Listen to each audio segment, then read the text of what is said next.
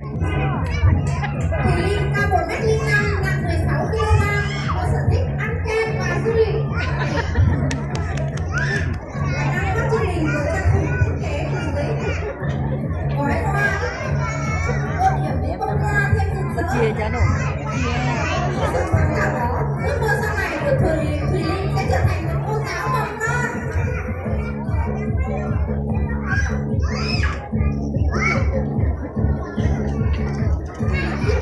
Tưởng chừng như bỏ đi với sự khéo léo của đôi bàn tay của cô và trò đã tạo nên bộ trang phục sang trọng và lộng lẫy, và đang khoác trên mình bộ trang phục đó là siêu mẫu Ngọc Hân.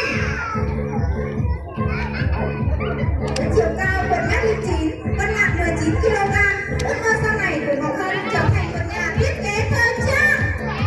Quý vị, cô cho Ngọc Hân một tràng vào tay đi ạ.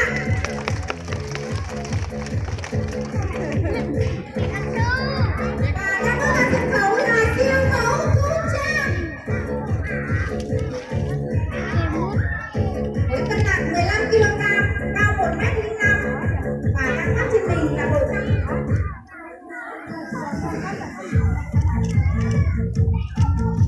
từ giấy nhúng và giấy gói hoa được tạo nên bộ trang phục thêm lộng lẫy là những tô điểm bông hoa.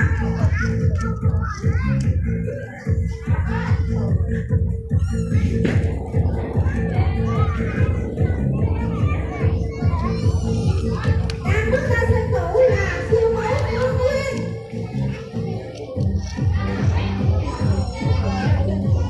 Hương Nguyên năm nay 5 tuổi với cân nặng 15 kg, cao 1m04. Hương Nguyên có sở thích là đi du lịch và ăn kem. Ước mơ sau này của Hương Nguyên sẽ trở thành một vận động viên.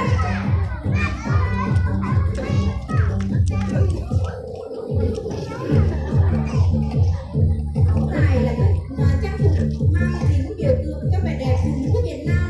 Áo dài với tấm lụa mỏng thước tha, hòa với nhiều màu sắc trong nhà, tôn lên vẻ đẹp yêu kiều. Và đang khoác trên mình bộ áo dài là siêu mẫu Hồng Thái. Hồng Thái năm nay 6 tuổi, cao 1m6, nặng 16 kg.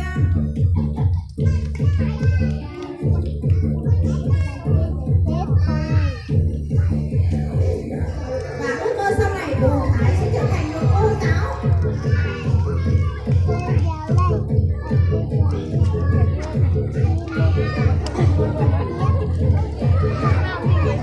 Đang bước ra sân khấu là người mẫu Thu Huyền. Tính mạnh mẽ, năm nay Thu Huyền 6 tuổi, nặng 17 kg, cao 1m06.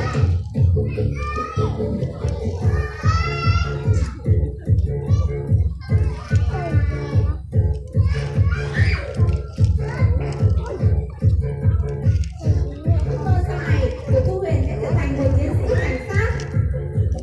Với bộ trang phục mang bản sắc dân tộc Dao, xin quý vị cho một tràng pháo tay chào đón siêu mẫu Thanh Vân.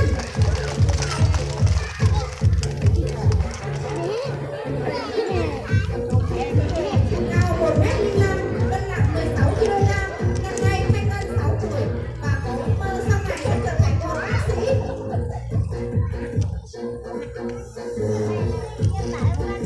Đang bước ra sân khấu là người mẫu Diệu Linh.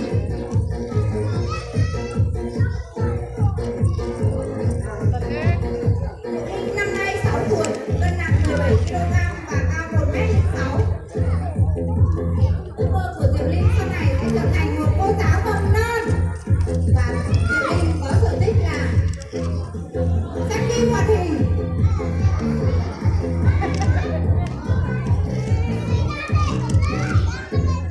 Với bộ áo dài duyên dáng của người phụ nữ dân tộc Tày, trang phục cổ truyền của người phụ nữ Tày được làm từ vải bông và sợi dệt và tự dệt.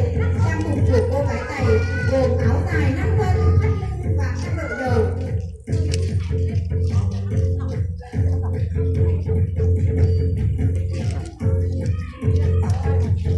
Siêu mẫu Cẩm Ly năm nay 6 tuổi, cao 1m07 và nặng 17 kg. Sau này của Cẩm Ly sẽ trở thành một ca sĩ. Xin các quý vị cổ vũ cho bạn Cẩm Ly một tràng pháo tay thật